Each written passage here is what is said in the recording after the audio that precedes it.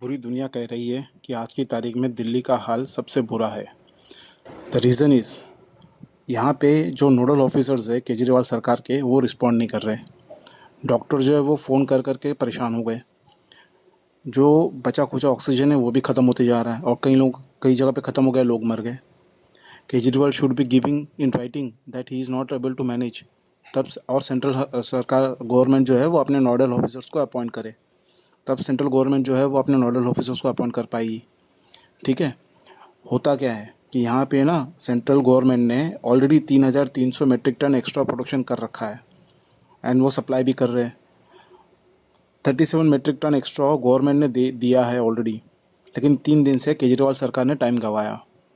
हुआ क्या था, जो 6,785 मीट्रिक टन की डिमांड थी पूरे देश में, उसके मुकाबले गवर्नमेंट ने 6,822 मीट्रिक टन दिया, मतलब 37 मीट्रिक टन एक्स्ट्रा दिया। दिल्ली को स्पेसिफिकली 480 टन मीट्रिक टन दिया था और 12 कंपनियां अलॉट करी गई थी। लेकिन हुआ क्या, हुआ ये कि केजरीवाल सरकार के पास कोई ट्रांसपोर्टेशन का क्रायोजेनिक टैंकर कोई थे ही नहीं जहां वो जाके ले सके। 3 जगह पे बनता है स्टील प्लांट्स में, 3 जगह पे लिक्विड ऑक्सीजन मिलता है, दुर्गापुर, रोकिला एंड कलिंगानगर। ठीक है। दुर्गापुर से तो चलो भारत सरकार जो है वो एयरलिफ्ट करके रेलवे से भेज रही है दिल्ली, लेकिन रोकिला और कलिंगानगर से आने के लिए, वहाँ से लाने के लिए जीएनसीटी टीटीडी की जो गवर्नमेंट की सरकार होती है, जैसे government of national capital territory of Delhi की जो सरकार होती है, उनको अरेंजमेंट करनी है, उनको हाथ पैर मारने हैं। वो बात समझिए, फॉल्ट कहाँ पर है। जब से केजरीवाल की सरकार आई है, आम आदमी पार्टी की सरकार आई है, तब से लेके अब तक उन्होंने कोई ऑक्सीजन का प्लांट नहीं सेटअप किया, कोई हॉस्पिटल नहीं सेटअप किया, कोई ट्रांसपोर्टेशन की अरेंजमेंट नहीं करी। उनके नोडल ऑफिसर जो है वो अपॉइंट करे हैं, वो कोई रिस्पांस नहीं दे रहे। रिस्पांस दे भी रहे तो रोकने के लिए बोल रहे हैं, वेट करने के लिए बोल रहे हैं। तो ये जो इनसफिशिएंट एफर्ट्स है उनके, कि जो वो टैंकर को मतलब प्रोक्योर करने में फेल हो रहे हैं, उसके चपेट में आके लोग यहाँ पे मर रहे हैं। सिंपल सी बात है। कोर्ट ने भी 24 अप्रैल को कहा कि every state is arranging its own tankers. If you are not having your own tankers, arrange them. You will have to do it. Get in touch with the central officer और anyone. We are not here to facilitate that. आपको arrange करिए। तो it is duty of the Delhi government to do it right now.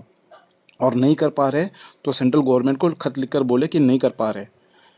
आज अगर central government पूरा कर ले और दिल्ली गवर्नमेंट बोले कि हमें तो कुछ काम ही नहीं करने दिया, ये जो दोगलापन है ना केजरीवाल का, ये हमें डूब मराएगा। जैसे मुफ्त की बिजली और मुफ्त का पानी दे दे के लोगों का दिमाग खराब कर रखा है, वैसे ही ये भी मतलब पॉलिटिकल स्टंट्स करते हैं। The problem is, you think allocation is done and everywhere everything will be serve to you at your doorstep, ये कोर्ट ने कहा। But it is not how it works. After allocation, you have to make efforts for the tankers to collect the oxygen. Every other state is doing that. लेकिन ये बात यहाँ पे लोगों की समझ में आ रही है। वो तो देखते हैं कि हाँ, केजरीवाल जी ने तो लाइव कर दिया, पीएम मोदी के साथ बैठे हुए जो थे और बात करी, वो तो लाइव कर दिया, लेकिन क्या बात करी, वो तो कुछ कागज़ पे लिखा हुआ था, किसी ने लिख के दिया था, वो पढ़ के सुना दिया और लोग उसके, और फिर बाद में माफ़ी भी मांग ली। लेकिन लोग तो भूल जाते हैं ना कि उन्होंने केजरीवाल जी ने माफ़ी मांग ली। लोग तो ये याद रखते हैं कि हाँ, उन्होंने बहुत बढ़िया बात करी। बात करने से लोग बच रहे हैं यहाँ पे, लोग यहाँ पे मर रहे हैं दिल्ली में। और ये मतलब महाशय जो है वो मतलब मसीहा बन गया, दिल्ली का मसीहा बन गया। केजरीवाल जो है वो मसीहा बन गया। ये कैसे हो रहा है? This is totally wrong. Kejriwal को, सरकार को रिस्पॉन्सिबल होना पड़ेगा और उन्हें टैंकर्स की अरेंजमेंट करनी पड़ेगी।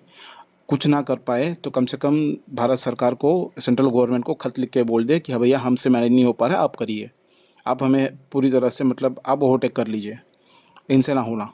ठीक है।